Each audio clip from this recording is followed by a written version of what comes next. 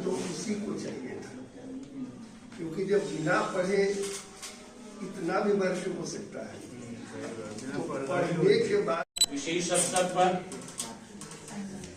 सारस्वत अवसर पर आप सबको बहुत बहुत बधाई, बहुत बहुत शुभकामनाएं। इसता को अपने केंद्र में रखकर एकत्र करें। वहाँ हमारे शंकर सिंह उदय हैं, बड़े कोमल गीतकार। जब बात होती है तब ये हनुमत अवतार ले लेते हैं। मैंने निराला निकृतिक स्थिति आएगी तो एक को तो माइके से अटैक कर दिए थे एक बार में भी।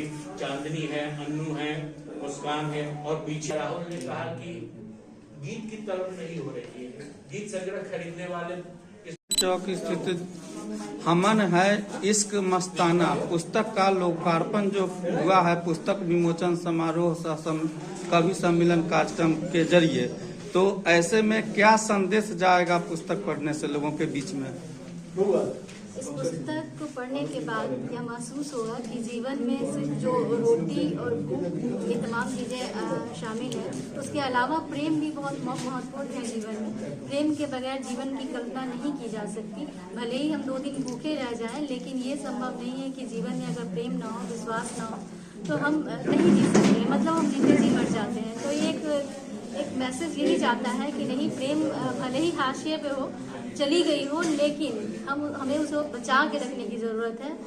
उसे अपने से हम दूर नहीं कर सकते। आज जो भाग दौड़ की जिंदगी है जिस पर लोग ध्यान नहीं दे पाते हैं, और काफी सारे लोग हैं जो सही से ध्यान नहीं दे पाते हैं, प्रेम नहीं कर पाते हैं, घर में घरेलू हिंसा भी बढ़ती है, तनाव जिंदगी होती है, तो ऐसे में आप पुस्तक के माध्यम से क्या अपील करना चाहेंगे लोगों से, ताकि वो फ्री होकर जिंदगी का एंजॉय कर सके? बिल्कुल, आज जो समय है उसमें करोड़ों के पैकेज में लोग पैकेज की आज की जो शिक्षा पद्धति है कि आप कितना कमा रहे हैं, इस पर आपका पूरा जीवन निर्भर है। लेकिन ऐसा नहीं होना चाहिए। यही वजह है कि IITian आज सुसाइड कर रहे हैं, या बड़े बड़े पोस्ट पे रह के लोग एकाकी जीवन बिताते हुए अपने जीवन लीला को खत्म कर लेते हैं। लेकिन अगर आपके जीवन में प्रेम है, संवेदना है, परिवार का साथ है, समाज का साथ है, अगर आप उस प्रेम को बचा के रखते हैं, अपने जो हमारा जीवन मूल्य है उसको बचा के रखते हैं, तो हम बहुत आगे जाएंगे। बहुत जो जिस चीज़ में हम काम कर रहे हैं, भले किसी कंपनी में काम कर रहे हैं और कहीं भी किसी भी जगह काम कर रहे हो, अगर इसे हम प्रेम के मूल्य को बचा के रखेंगे तो हम बहुत आगे तक जा सकते हैं और बहुत बेहतर काम कर सकते हैं। क्या डॉक्टर भावना इस पुस्तक किस तरह का पुस्तक लिखनी है?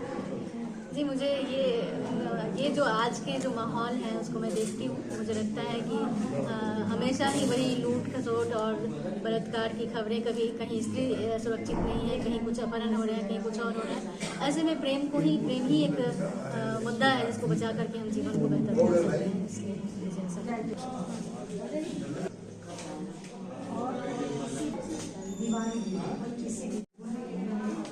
जानी मानी गजल को डॉक्टर भावना के संपादन में अमन है इश्क मस्ताना प्रेम केंद्रित गजलों का संकलन आया है। इसमें 109 गजलकार सम्मिलित हैं, और ऐसे समय में जबकि प्रेम पर बहुत सारे प्रश्न उठाए जा रहे हैं, विवाद भी हैं और वितंडावाद भी है, अब सांस्कृतिक स्थिति भी आ गई है। 14 फरवरी जो प्रेम दिवस के रूप में आयोजित होता है, उसके विरोध में जब डंडा चलता है तो एक क्षोभ भी होता है, और युवा पीढ़ी जिस तरह से प्रेम को कहां से कहां ले जाना चाहती है, गर्त में ले जाना चाहती है, ऐसे समय में प्रेम की सही परिभाषा जो सांस्कृतिक भी है, शाश्वत भी है, आध्यात्मिक भी है, मानवीय भी है, संवेदनशील भी है, प्रगतिशील भी है। प्रेम कभी भी नकारात्मक रास्ते पर हमें नहीं ले जाता है, और जितने भी इसमें गजलगो रचनाकार सम्मिलित हैं, कबीर से लेकर डॉक्टर भावना तक और नई पीढ़ी के कई गजलगो हैं, सब ने अपने अपने ढंग से प्रेम को अनुभूत किया है, प्रेम को अभिव्यक्त किया है। लेकिन प्रेम की अनुभूति क्षण की अनुभूति नहीं होती है, प्रेम बहुत विस्तृत है, और यह जब फैलता है तो अपने आंचल में धरती से लेकर आकाश तक, परंपरा से लेकर प्रगतिशीलता तक, अतीत से लेकर भविष्य तक को समेट लेता है। प्रेम में कोई बंद दरवाजा नहीं होता है जैसे, और कोई उम्र भी नहीं होती है, कोई एहसास नहीं होता है। प्रेम की यात्रा चलती रहेगी तब तक जब तक इसी तरह से संवेदनशील लोग रचना की भूमि गढ़ते रहेंगे, तैयार करते रहेंगे। डॉक्टर भावना को बहुत बहुत शुभकामना, बधाई।